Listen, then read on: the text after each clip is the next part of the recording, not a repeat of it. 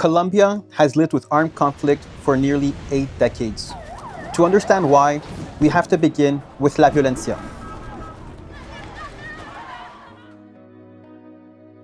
The brutal civil war between liberal and conservative supporters that erupted after the 1948 assassination of Jorge Eliezer Gaitán, a populist leader who represented political inclusion for millions.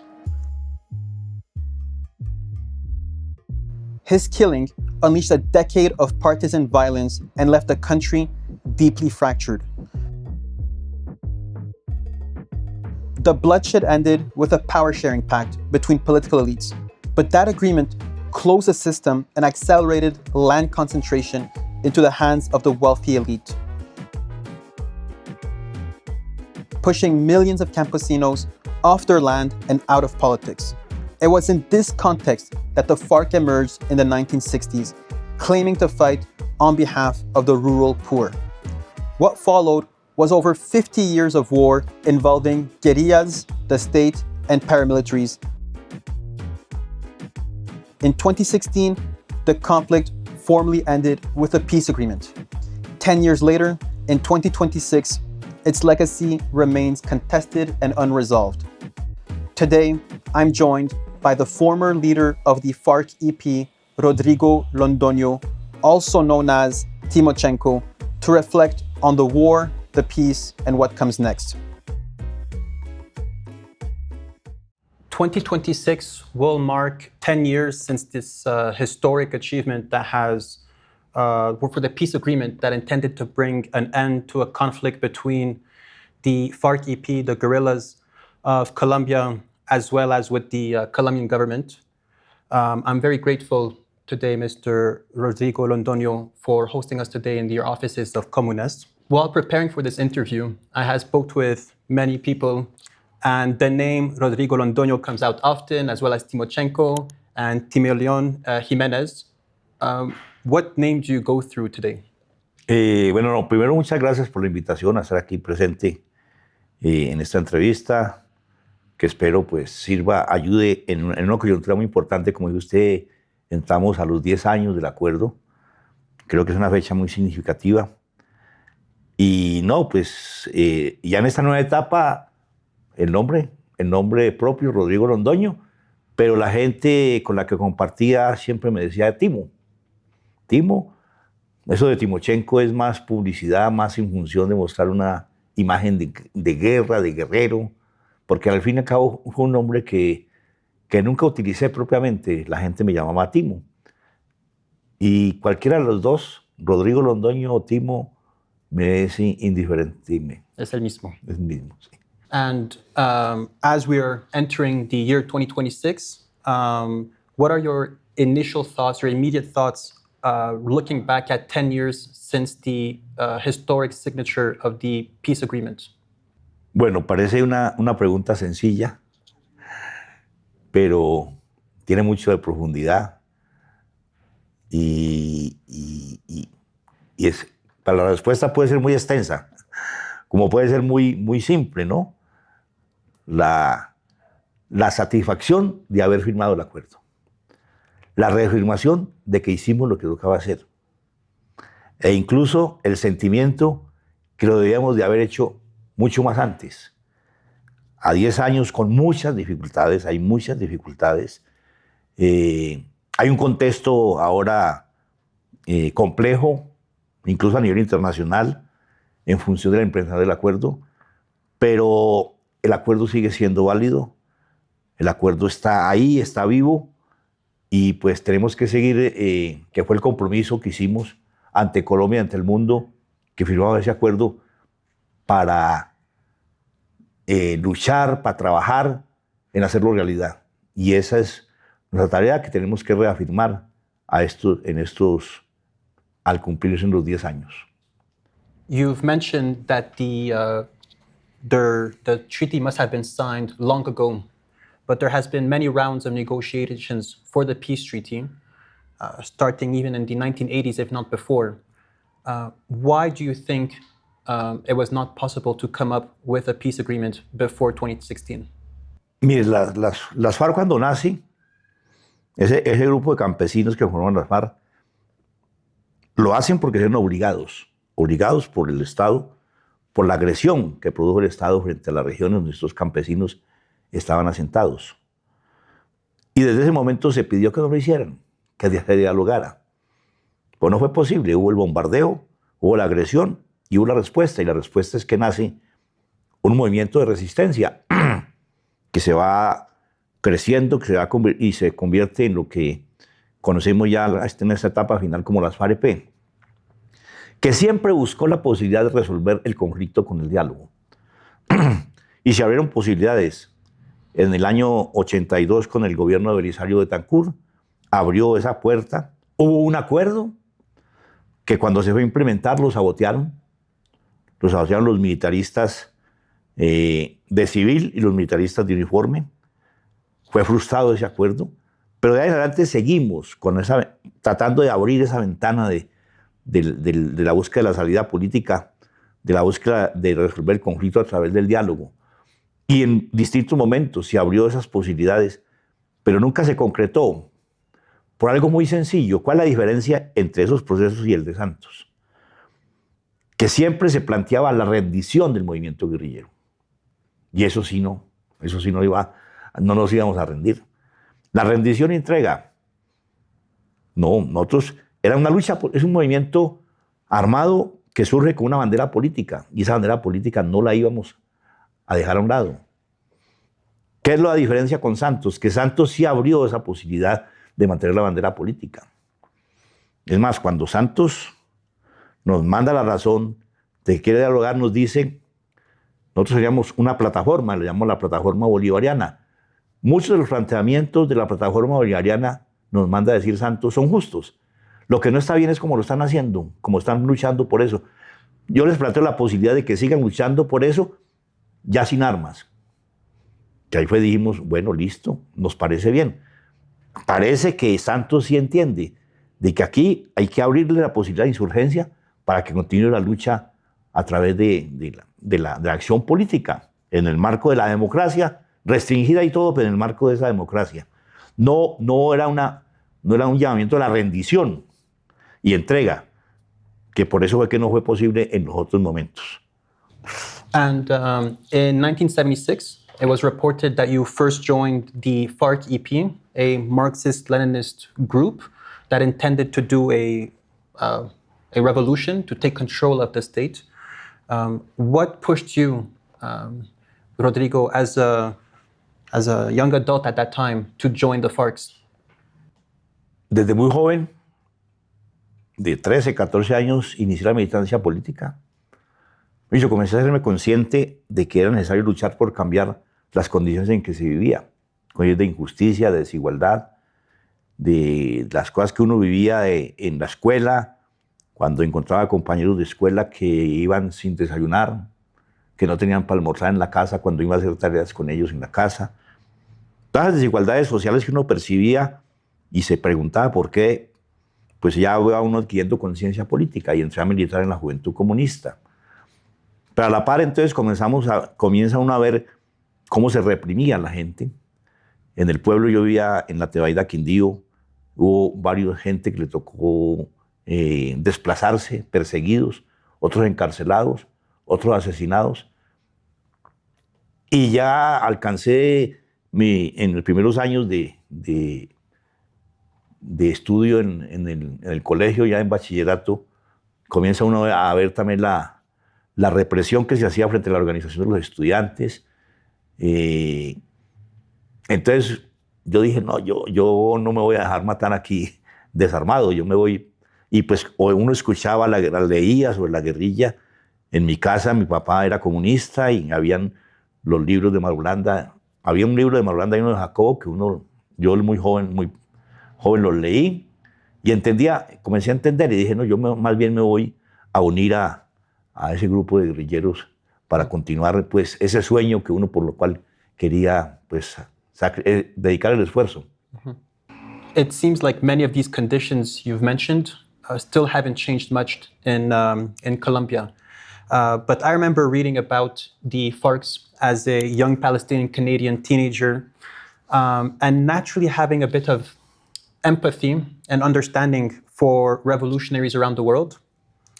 And I remember speaking with Colombian diasporas in Canada about the FARC, and the immediate reaction from them was that the FARC were a harmful group. But recently, as I've been reading more about Colombian history, I ended up discovering that the FARC-EP was responsible for a fraction of the murders and of the killings that were committed during the conflict in Colombia, and that the government and paramilitaries combined were responsible for the largest majority of the killings that happened during this conflict. Do you believe that the FARC were held at a higher standard or a different standard than the paramilitaries and the government? A ver, primero, que todos era una guerra. Y la guerra es muerte, destrucción, desplazamiento. Y la guerra, aquí hay una dinámica que la va imponiendo el mismo enemigo. Aquí en el caso colombiano, no es la misma la etapa antes de Casa Verde. Hubo guerra, hubo sí combates, hubo muertos, pero después que viene Casa Verde, que se radicaliza la guerra, y mucho más cuando viene Uribe con el Plan Patriota, que ya es una guerra sin cuartel, sin normas, y respetando incluso las mismas leyes de la guerra, eso hace que se radicalice más la guerra y se generalice mucho más en un conflicto que es muy extenso. Y entonces eso hace que se va degradando. La guerra se va degradando cuando se extiende en el tiempo y el espacio en medio de una serie de circunstancias muy complejas como el tema del narcotráfico en muchas regiones del país. Eso hace que la guerra se degrade y por eso hubo cosas en las cuales estamos respondiendo nosotros, las cuales las asumimos, que incluso partimos de que no se debieron haber dado, no se debieron haber dado dentro del marco de los principios nuestros, dentro del marco de los reglamentos nuestros, dentro del marco de la ética, pero se dieron fruto de ese contexto.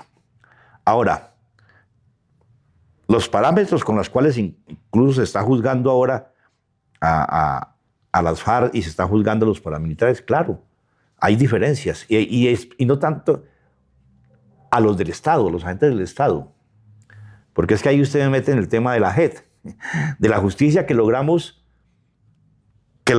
acordar en La Habana, porque este proceso tuvo una característica distinta, una particularidad distinta a los otros procesos que hubo con otros movimientos. Que en este proceso estábamos bajo el paraguas de la Corte Penal Internacional y del Estatuto de Roma. Entonces, teníamos que tomar definiciones frente a eso y ver los hechos más relevantes en el conflicto, cómo se iban a juzgar. No podían haber indulto y amnistía como hubo en los otros procesos. Entonces había que asumir la responsabilidad.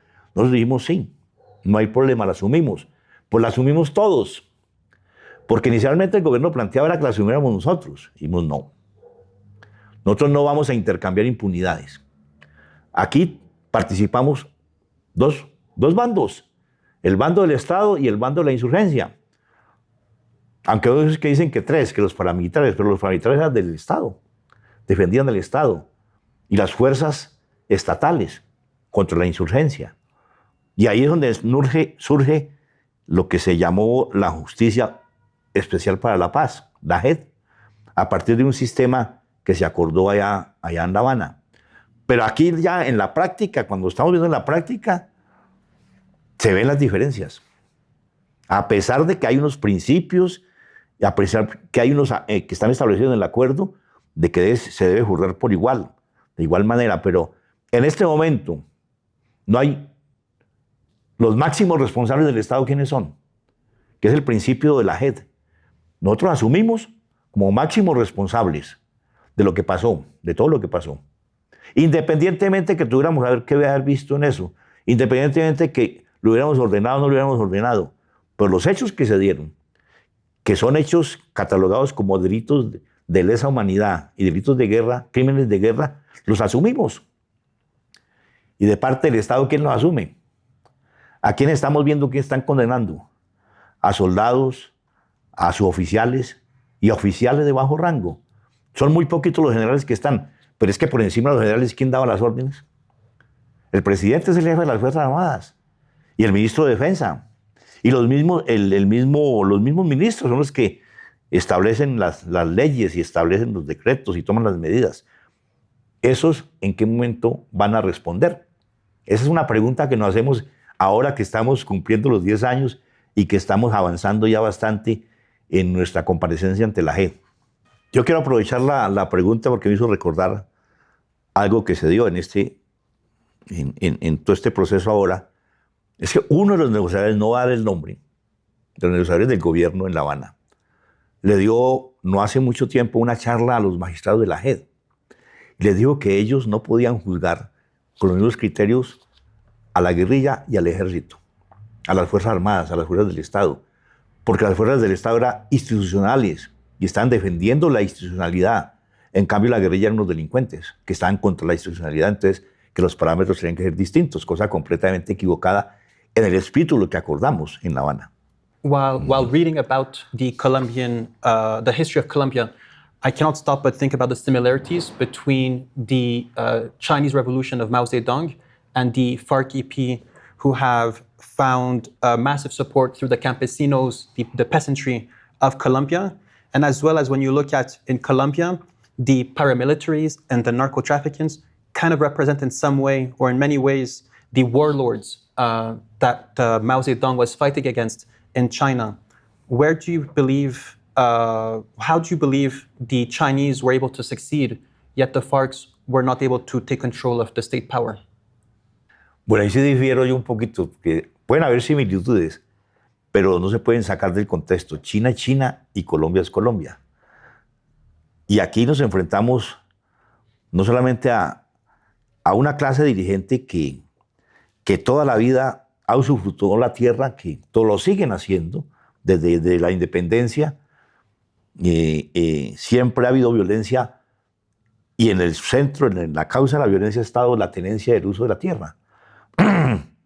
Y es en ese marco que se da el surgimiento de las FARC, la agresión que se da a los campesinos que estaban defendiendo eso, planteando necesidad de tierra y necesidad del apoyo para cultivar la tierra. Cuando son atacados deciden conformar las FARC, conformar un ejército revolucionario para hacer una revolución, sí, para hacer un cambio. Es decir, hemos trabajado, lo dice en el programa de los guerrilleros, hemos buscado todas las vías pacíficas, hemos tocado todas las puertas, se nos han cerrado y ahora nos agreden. Asumimos las armas y un programa agrario, un programa revolucionario. Toca cambiar las estructuras del Estado en función de resolver la situación.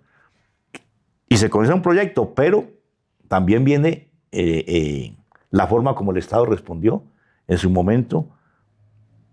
Y una revolución no la hace un grupo armado, la hace un pueblo, cuando el pueblo se levanta. Aquí la pregunta que debemos hacernos y que yo creo que tocará ya más, de pronto no resolver una entrevista, sino tendrá que ser fruto de un estudio mucho más a profundidad.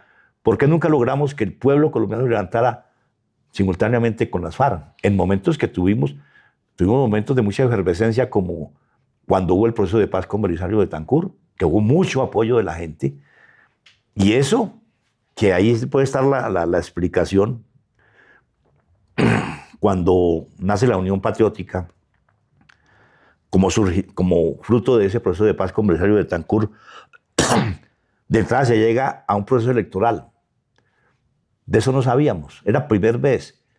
Y en ese proceso electoral logramos tener alcaldías casi en todo el sur del país, tener las alcaldías de una zona como Arauca y de una zona como Urabá. La clase dirigente se asustó y dieron la orden.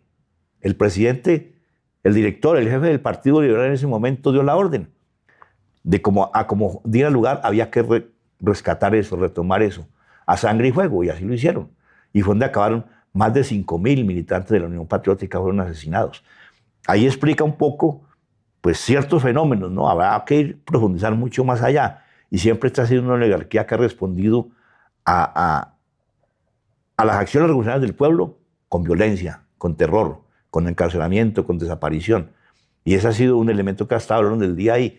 Ahora logramos, en este proceso, logramos que un sector, que si uno puede decir cuál es el defecto del acuerdo, que solo fue firmado por un sector de la clase dirigente de este país, que nosotros llamamos la derecha pro paz, pero queda una derecha pro guerra, que todavía tiene mucho poder, y todavía seguimos en ese pulso, y por eso en estos 10 años la consigna nuestra debe ser: hay que retomar el espíritu del acuerdo de paz para que en Colombia no vuelva a sumergirse nuevamente en una odisea de violencia. Kidnappings were part of the modus operandi for the FARC-EP to raise funds. And we have a bit of a French audience. And one of the most notorious victims of kidnapping was Ingrid Betancourt, a Colombian-French citizen. I don't know if you had the opportunity to get in touch with her over the last 10 years, but I'm just curious to know, 10 years later on, with this peace accord, if there's a message you would like to communicate to Ingrid Betancourt or any information about this specific case that you feel like we can know today. Bueno, tengo que referirme a la pregunta concreta, ¿no? Lo de ella no fue un secuestro económico, fue un secuestro político, que hoy en día lo mira uno y dice fue una gran equivocación. Incluso, bueno, en su momento, pero bueno. Desafortunadamente no, yo he tratado, le mandé razones, yo quería hablar con ella. La admiro profundamente por la situación que le tocó vivir y haberla podido soportar. De verdad que duele mucho. Fue una de las políticas equivocada nuestra, el tema del secuestro. Y además se dio en unas dinámicas, en el caso de ella, una dinámica sumamente complicada y no fue justo. No fue justo lo que se hizo. Yo estuve en una audiencia con ella, quisimos ahí con la intermediación del padre de Ruz, pues tener una conversación con ella. No quiso. Uno lo entiende perfectamente, yo lo entiendo. Pero pues el mensaje sería: yo tengo una profunda admiración como ser humano, como persona, haber soportado lo que le tocó soportar. Que por dicho, uno no jamás podrá ser capaz de sentir, o decir, no, yo sé, fue muy duro, no debió haber pasado, y por eso tengo una admiración. Ya sus opiniones políticas y eso ahí pensamos distinto, pero eso no es motivo pues para no tener admiración con ella como ser humano, como persona que fue capaz de soportar la situación que le tocó soportar. Me hubiese gustado y me gustaría poder algún día conversar con ella, no en plano publicitario, con medios de comunicación, no, tomarnos un tinto y poder decirle yo a nombre de la organización Ingrid, espero que algún día nos pueda perdonar por lo que le hicimos. And I'm sure this message that you're sending to Ingrid Betancourt is the same sentiment that you have for all of the victims of kidnapping. Sí, claro, y tuvimos una audiencia pública que fue muy dura, pues todo el mundo la vio, pero después de eso nos hemos sentado con muchos otros.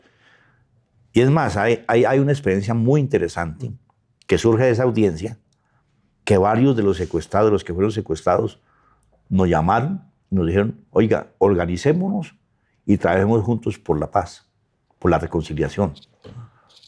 Y organizamos una fundación que se llama Revipaz, con la cual hemos venido trabajando. Desafortunadamente no hemos tenido que se nos hayan abierto puertas.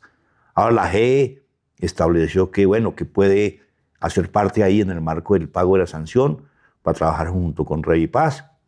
Pero incluso hace poco un funcionario de la GE les mandó un mensaje de muy mala leche, muy desalentador, pero ahí estamos conversando con ellos, que se mantienen firmes. Eso es un elemento incluso muy motivador para uno, porque es que incluso se llega a establecer unos lazos, no sé si llamarlo ya, de amistad, de camaradería, en función de cómo trabajar para que eso no se vuelva a repetir, para que eso no vuelva a suceder en Colombia.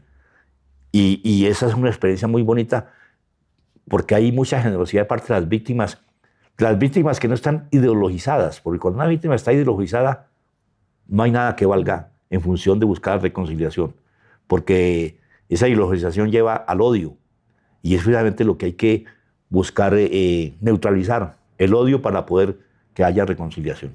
In 2011, the previous leader of the FARC-EP, Alfonso Cano, was assassinated, and then you were then placed at the head as commander-in-chief of the FARC-EP. And it looks like just immediately after, in 2012, you initiated the peace process along with the government, which has led to the signing of the peace process in Havana in 2016. Where was this mandate given to you in order to start negotiating peace in 2012? A ver, el proceso ya que había comenzado con Alfonso. Cuando Santo manda la razón, esa razón le llega a Pablo Caratumbo, que estaba cerca de él.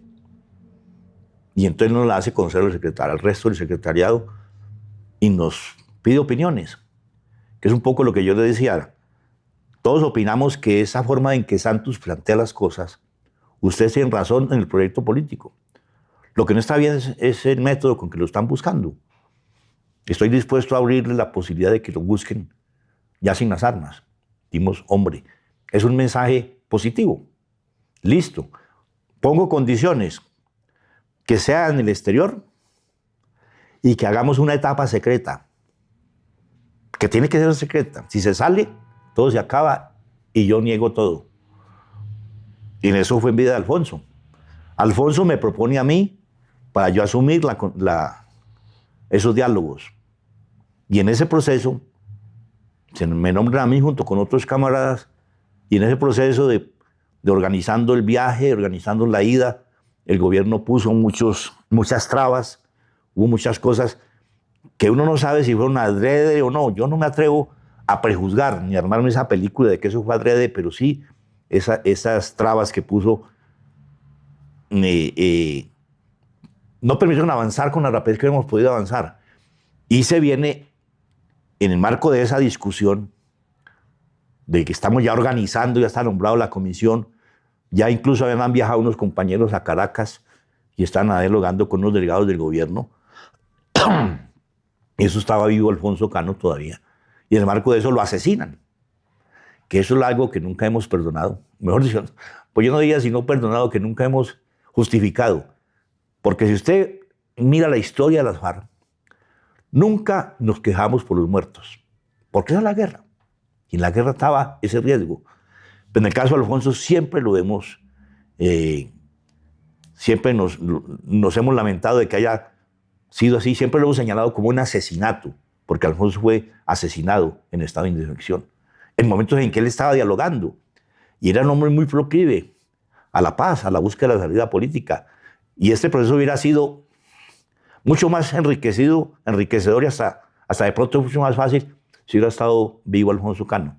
Pero ante esa eventualidad, ante ese hecho, pues me designan a mí a que continúe en la posición de jefe de las FARC. Decisión difícil de asumirla, pero bueno, la asumimos como asumimos tantas tareas, el desarrollo de la confrontación. Y bueno, y la discusión que se da entre nosotros, ¿seguimos o no seguimos? Con la sangre caliente de Alfonso Cano ahí. Fue un debate que hicimos y la conclusión para la mayoría es que había que seguir. Que si Alfonso Cano nos pudiera hablar desde donde estaba, nos diría, sigan para adelante.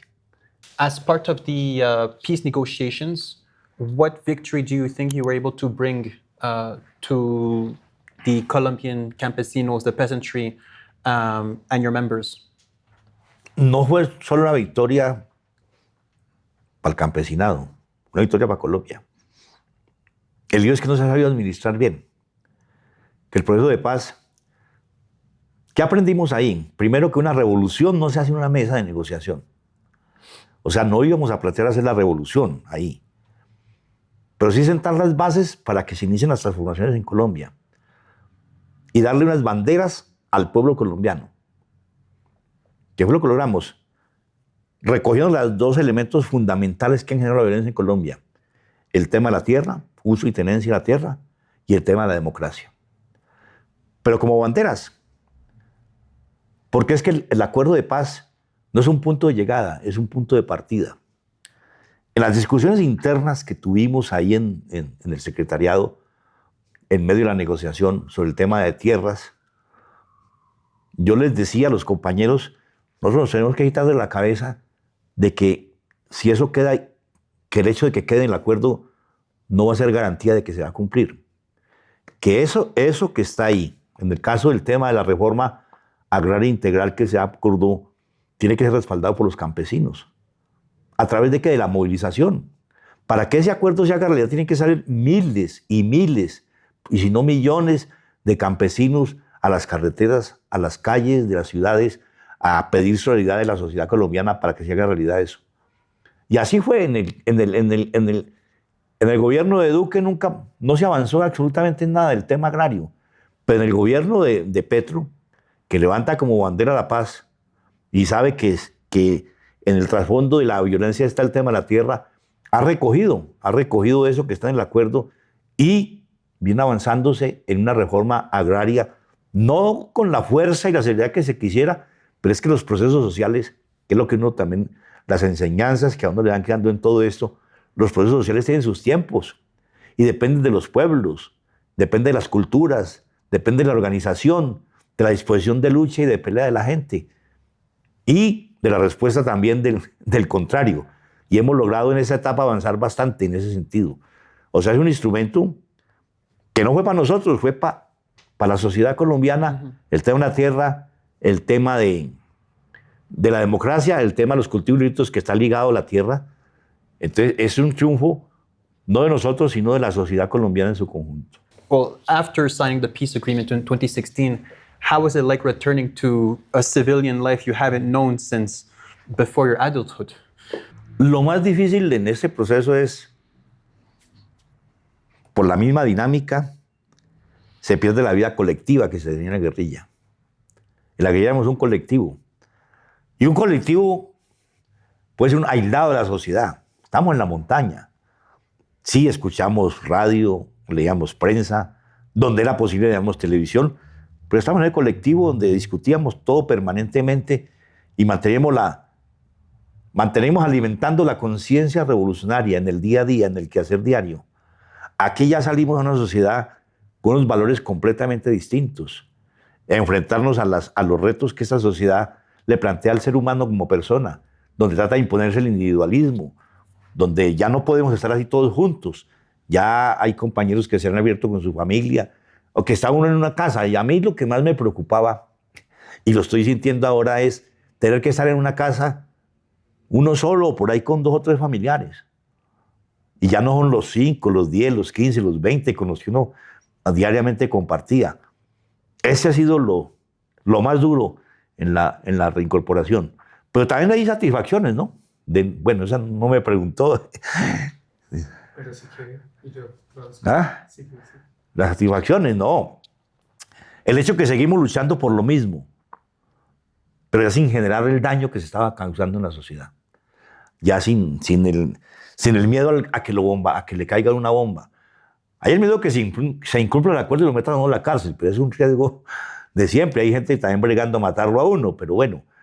Pero la satisfacción de poder uno conversar con la gente, ya no en la clandestinidad, sino abiertamente, de debatir, de discutir, de explicarle a la gente lo que fue nuestra lucha. Esos son motivos de satisfacciones. Yo decía, yo he estado en varios diccionarios con estudiantes universitarios, en varias universidades, y de colegios también. Yo decía, esto es lo más lindo que nos puede pasar, de estar uno, como estuve, por ejemplo, en Bucaramanga, frente a un escenario de jóvenes de 10º y 11 grado, 15, 16 años, 13, hasta de 14, hasta de 13 años, y hablar con ellos y contarles y escucharlos. Y las preguntas son, para mí han sido las conversaciones que yo he tenido de ese grupo, ¿cómo es que dicen? Etario, más difíciles, porque son preguntas salidas no de la inocencia, pero sí como de la sinceridad, donde no hay ninguna prevención y los muchachos preguntan tranquilamente. Y eso ayuda mucho a la reflexión, cuando uno interlocuta con la gente. Between 2016 and 2025, over 1,500 peace activists, ex-FARC members, land defenders were assassinated and killed by paramilitaries and the state. How strong do you think the peace agreement is standing today? Sí, ha sido muy duro. 500, casi 500 firmantes asesinados y sumado a eso los líderes sociales. Podían decir uno lo desmotivan, hasta lo pueden inducir a regresarse. Pero no, el camino no es ese. No sé si la comparación sea válida. En estos 10 años, si hubiéramos seguido en guerra, ¿cuántos estaríamos vivos y cuántos muertos? ¿Y cuánto más sufrimiento tendría el pueblo colombiano? ¿Cuántos más desplazados? ¿Cuántos se hubiera aumentado? ¿En qué dimensión se hubiera aumentado las víctimas del conflicto? Y más en la degradación que estaba teniendo, que era un elemento. Es que yo digo que eso fue un acierto nuestro muy grande haber logrado parar en ese momento. Y logramos parar porque se venía degradando y se degrada como estamos ahora. En lo que pasa ahora es una degradación completa. Y ahí no hay ninguna revolución, no hay ningún proyecto político. Y hacia allá íbamos nosotros si eso hubiera continuado, o por lo menos algunos sectores de la misma insurgencia fariana. Entonces uno dice, sí, es duro, pero eso no niega la vigencia del acuerdo. El acuerdo sigue vigente. Y creo que este año la consigna es hacerlo más visible, hacerlo visible y seguir trabajando.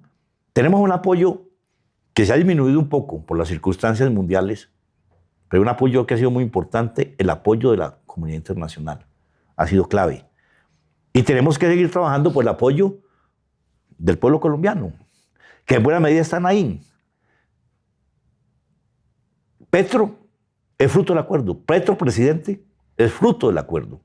Eso lo reconoce. El único que no reconoce, por no sé si en su interior lo reconozca, pero públicamente no lo reconoce y nunca lo reconoce, es el mismo Petro. A former comrade of yours, Iván Márquez, decided to leave the peace agreement. I have spoke to people in the Cauca region, in Popayan, who said that the peace agreement seemed to be very one-sided, where the rebels, the guerrillas, honored the peace agreement, yet the state did not fulfill their obligations, whether it was through land reforms that were not satisfactory or the extrajudicial killing. How do you react to these groups and individuals that have decided to withdraw from the peace agreement? Lo de Márquez yo de entrada lo califiqué como un suicidio político. Él expresó muchas inconformidades en el desarrollo del proceso, muchos temores, que yo siempre lo dije, y lo dije en la conferencia porque el acuerdo lo ratifica una conferencia. Eso no fui yo, ni fue el secretariado, ni fue la dirección. Fue la guerrillerada con sus delegados en la conferencia los que levantaron la mano y dijeron sí. Y ahí estaba Iván Márquez. Y levantó la mano también. Y algunos de los que se fueron estaban ahí también y levantaron la mano. Y todo, temores, claro. ¿Quién no iba a tener temores? Era salir algo desconocido, algo que no, con muchos miedos, sabiendo que los enemigos poderosos todavía tienen mucho poder y que podían frustrar eso. Pero había que confiar en el pueblo, en la gente. Este acuerdo no lo iba a hacer retroceder si tiene el apoyo del pueblo. Iván Márquez, quién sabe qué pensó. Uno trató de entender lo que él quería, que tuviéramos el movimiento político fruto del acuerdo, pero que también tuviéramos guerrilla. Fue lo que yo traté de entender.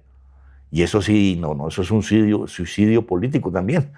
Si hubiéramos hecho eso, nosotros, los principales dirigentes lo teníamos claro y las explicaciones que yo le hacía a la gente, el profesor decía, nosotros tenemos que ser leales con el compromiso que hicimos. Dijimos no a las armas, las dejamos a un lado, hay que hacerlo.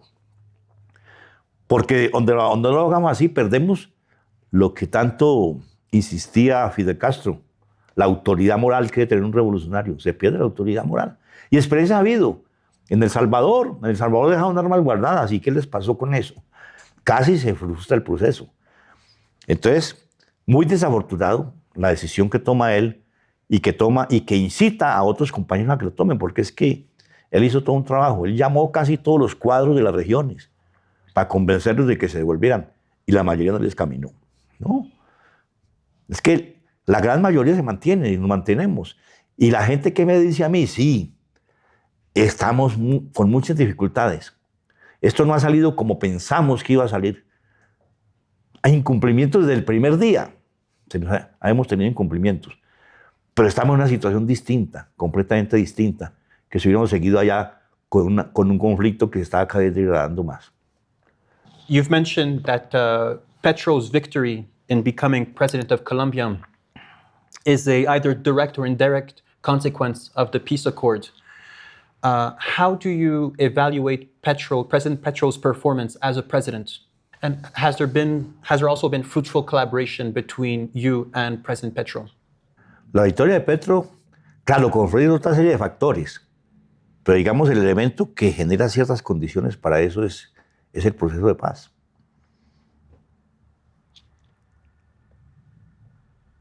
También está la protesta social.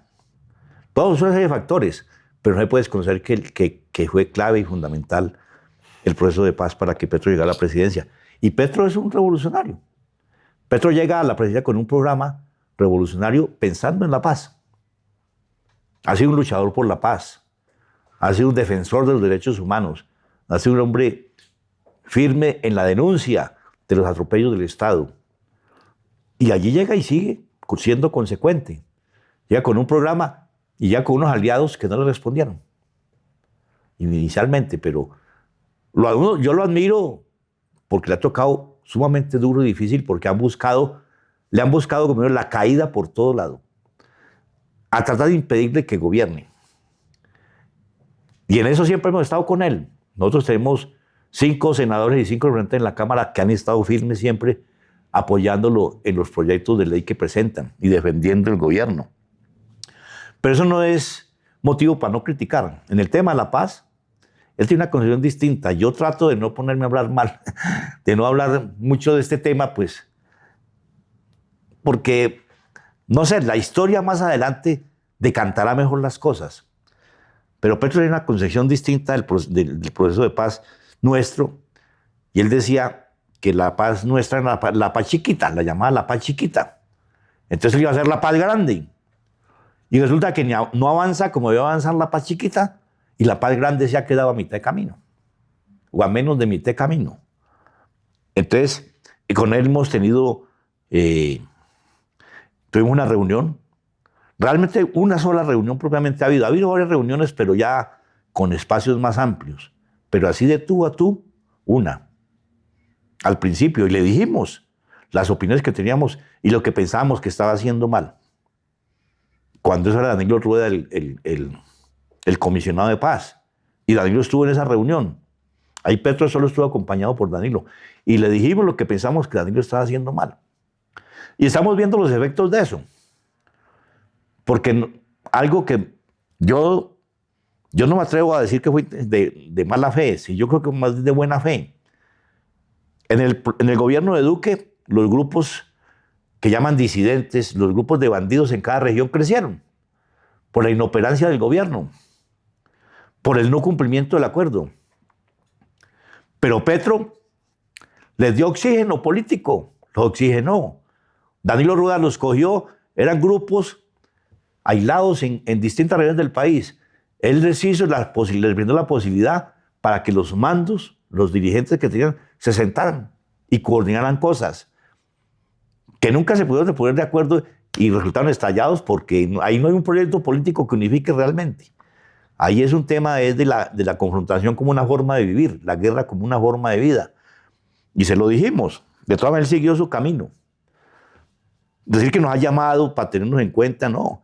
Incluso en este momento estamos viendo una situación compleja y difícil. Porque fruto del acuerdo se creó una institución que se llama la Subdirección Especializada de Seguridad y Protección, que está adscrita a la ONP. que es la Unión Nacional de Protección, la que maneja todo el tema de la seguridad de los líderes y todo, y en el caso de la subdirección, lo nuestro. Y quedó en el acuerdo cómo se iba a estructurar, cómo iba a funcionar eso. Y en este momento acaban de emitir un decreto para acabar con eso, sin consultar con nosotros, sin pasar por una instancia que llama la CECID y que tiene que pasar por ahí. Y son situaciones bien complejas y difíciles que nos ponen en una situación. Pero yo no, a él lo llaman a uno de los medios de Caracol, de hablar. Yo hace rato que no me pongo a hablar de los temas porque son críticas, son cuestiones que uno trata de canalizar a través de los conductos. Y si no, pues a través de las instancias que tenemos para hacer la pelea. Pero pues Petro sí tiene una concepción muy propia de él, respetable, tiene su opinión sobre nosotros y con base en eso actúa. Pero bueno, la historia más adelante será la que de pronto irá a decantar y a decir esto se hizo bien, esto se hizo mal. Ahora nosotros pensamos y hemos dicho lo que pensamos que se ha hecho bien y lo que pensamos que se ha hecho mal. Sustitución de cultivos. El PENIS, un plan tan... Seguro que tendrá falencias, tendrá debilidades, pero fue un plan en el acuerdo que quedó, que es la sustitución de cultivos de uso ilícito, que lo trabajamos con los campesinos. Es que yo estoy seguro que Petro no sabe de esto. Yo estuve en La Habana en esos días reunido con dirigentes de más de 27 regiones cocaleras que producen hoja de coca en Colombia. En un teatro en La Habana tuvimos 2, 3 días reunidos discutiendo ideas para el acuerdo. Y la gente dio ideas y eso fue lo que recogimos y eso es lo que queda plasmado. Y cuando Petro llega, en el gobierno de Duque, pues eso no, lo dejaron a un lado, pero eso se entendía porque pues era una concepción política. Pero en esto no se entiende. Y él desechó eso y puso al frente de la Asociación de Cultivos a una persona que nos odia, para decirlo así, a un personaje que fue a La Habana como asesor y presentó un proyecto que no tenía asidero, entonces no se le aceptó. En la mesa no le aceptó a ese señor ese proyecto y quedó resentido y desde ahí Petro lo pone en eso y lo que ha hecho fue pues neutralizarlo lo poco que se venía adelantando. Ahora puso ya otra señora, ya con una conducta distinta, reviviendo lo que está en el acuerdo, que están, ahí estamos. Se hubiera podido avanzar mucho más en la sustitución voluntaria de cultivos si Petro entiende el espíritu y la naturaleza de lo que estaba ahí acordado. Pero bueno, esos son los gajes de la dinámica política. On the 3rd of January 2025, the United States defied international law and basic sovereignty of nations by kidnapping President Maduro, and Trump followed up with claims that Petro might be next. That has stirred a lot of movement in Latin America, most notably with Petro then answering that maybe there should be a prospect for building Gran Colombia. Alternatively, you have the ELN that have mentioned that the guerrillas that are still fighting would come to the defense of Colombia. How do you assess the current situation in the Americas? Bueno, primero, frente a Maduro nosotros hicimos un pronunciamiento condenando, nos parece una violación a la soberanía del país. Un acto que ya pues lo venían preparando ya con mucho rato, pero que además que la preocupación pues que por lo menos yo tengo y que con algunos pensamos la falta de reacción más beligerante de la comunidad internacional. Pero es que, y perdone que lo referencio porque digo, y Trump, en este caso Trump como representante de un sector imperialista en los Estados Unidos, con todo lo que está pasando en Palestina, en la Franja de Gaza, me dice, fue como normalizando eso, y entonces se volvió una comunidad internacional pasiva frente a crímenes tan graves, frente a masacres que tenían que indignar a cualquier ser humano que tenga algún sentimiento. Entonces eso ha venido adormilando y eso le permite, entonces, realiza, quita a un presidente en ejercicio, hace lo que hizo de manera arbitraria y prácticamente no pasa mayor cosa, ¿no? Ahí estamos esperando cómo evoluciona eso, hay mucha especulación, eso hay que dejar que evolucione un poco más, se conozca más información. Y bueno, frente al tema de la Gran Colombia, ese es el sueño de Bolívar. Yo que todos los que hemos abrazado las ideas de Bolívar, hemos abrazado la lucha de Bolívar, forma parte de nuestro sueño. Pero eso no es un problema de voluntades, es un problema de mucho trabajo con los pueblos. Y en este momento, yo digo que el momento que está viviendo el mundo es el momento de los pueblos. Porque, bueno, son pocos, sí. Hay petros que toman posiciones radicales de dignidad, que no se arrodillan, que condenan, que actúan, además. Pero eso no es lo más general. Hay gobiernos pusilánimes, timoratos, que sí, pero que no, que sí, pero que no.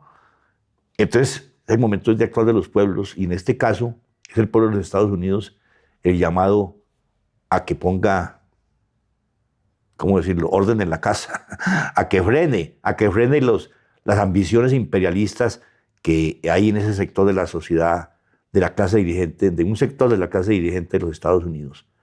Uno tiene mucha esperanza en que hay de todas maneras fuerzas demócratas que están preocupadas y que están haciendo su pelea y su lucha que tengan frutos en ese sentido. Y bueno, frente al ELN también, a veces yo lo he dicho, yo no quiero ponerme a hablar porque con ellos tuvimos relaciones, fuimos compañeros de lucha, los apreciamos, andamos trayectos juntos, la coordinadora guerrillera Simón Bolívar, trabajamos en acciones conjuntas y hay pues cierto sentimiento de afecto, el afecto que genera la guerra.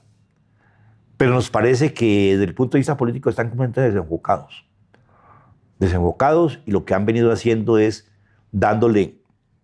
sirviéndole en bandeja de plata a la derecha guerrerista de ese país para que se envalentone. Entonces, esto, no sé si es de Lenin, creo que he oído decir que le adjudican esa frase a Lenin, ruido de tonel vacío. No sé, el tonel que va rodando por una falda abajo suena y suena y suena, pero no lleva nada por dentro. In October 2023, we've witnessed major escalations in the Middle East with, an accelerated genocide happening in Gaza. The international community has stood mostly silent in the face of such terrible aggression and against the Palestinian people. The great people of Iran, the great people of Yemen, and as well as the people in the south of Lebanon came to the defense of the Palestinian people. But other than that, Petro came out in strong defense of the Palestinian people, at least in comparison to neighboring countries and other countries in the international community. How do you evaluate the situation in Gaza, in Palestine, and what do you think the Colombian people and the Colombian government can do more to come for the defense of the Palestinian people? Yo creo que Petro ha venido haciendo lo que puede hacer y lo que debe hacer como revolucionario. Yo creo que todo quien se llame revolucionario tiene que sensibilizarse frente a lo que allí se está viviendo, que ha tenido un propósito imperialista y a la vez que está apaciguando. Yo lo repito lo que decía, no sé si estoy equivocado en esa tesis, pero es decir, de pronto normalizando. Y ya es normal que un país masacre un pueblo y no pase nada. Entonces eso se va normalizando y eso es lo que están, la situación en la cual estamos enfrentados, y ahora pasa lo de Maduro y queda también como normal. ¿Qué sigue? Ahora, ¿qué sigue? En la agresión a los pueblos en función de ese proyecto imperialista, que no es Trump. Trump es el representante de un sector, es un sector muy poderoso de las transnacionales, del poder económico mundial, que es el que en el trasfondo está en el trasfondo de todo eso. Pues yo creo que Petro ha hecho lo que políticamente ha sido posible y materialmente ha sido posible. Apoyó la brigada esta que estuvo entrando allá con ayuda humanitaria, y ha hecho todo lo posible. Del pueblo colombiano, la solidaridad que hemos en distintos momentos se ha tratado de expresar en movilizaciones, pero necesitamos que sea toda la comunidad internacional, todos los pueblos, los que comiencen la presión, como más o menos lo que sucedió cuando la guerra en Vietnam. There seems to be an evolution of the Monroe Doctrine. Now it seems to be called the Dunroe Doctrine, where Donald Trump is targeting Latin American countries. Do you believe that this is impacting the way Latin American countries are interacting together? And do you see potential for Latin American countries to unite together against the threat that is the Dunroe Doctrine? Es que más a ver si entiendo. La doctrina, el revivir esa doctrina, actualizándola, ¿no? Ya colocando ya no Monroe, sino Don Roy, ¿no? Pues pone nuevamente a Estados Unidos en una actitud mucho más agresiva hacia Latinoamérica. Además de la manera como lo está haciendo, ¿no? Pasándose por encima del derecho internacional, pasándose por encima de la soberanía de los pueblos, de los estados, y haciendo una presión militar que nunca antes se había visto en América Latina, como todo este despliegue que hicieron en función de la captura de Maduro y que se mantiene, ahora amenazando a La Habana. Ahora, no sé, es que en la pregunta, ¿cómo afecta esto a los estados, a los gobiernos? Las relaciones entre ellos. Sí, hay estados que se han plegado, es decir, estados que se han arrodillado a esa política, que incluso le han aplaudido, ¿no? Salvador, este señor de Chile, el nuevo presidente, el de Paraguay. Es decir, la aplicación de la política nos coge en un momento en que América Latina no está unida. Ese es el gran problema.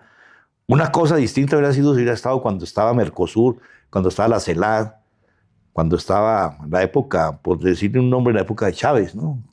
Que estaba más consolidada, con una serie de gobiernos progresistas, pero es que desafortunadamente han desaparecido los gobiernos progresistas, están unos gobiernos arrodillados, unos gobiernos que no le interesan el bienestar de los pueblos, como por ejemplo el del Ecuador, un presidente que ni siquiera es ecuatoriano, es un presidente gringo, formado en los Estados Unidos, que piensa en inglés, gobernando en un país como el Ecuador. Entonces la situación no es fácil, es compleja.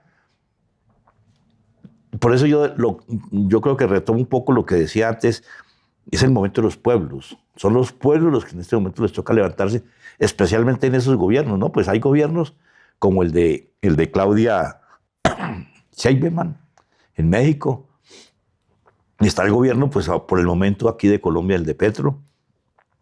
Está el gobierno que dice uno hasta ahora que se ha mantenido firme en Venezuela, aunque se especulan muchas cosas, pero... Y el gobierno de Lula, con veleidades. Veleidades, mire, yo, voy a decirlo, no, lo he dicho aquí entre nosotros, aquí, pero yo digo cosas que facilitaron lo que hizo Trump con Maduro, son las actitudes de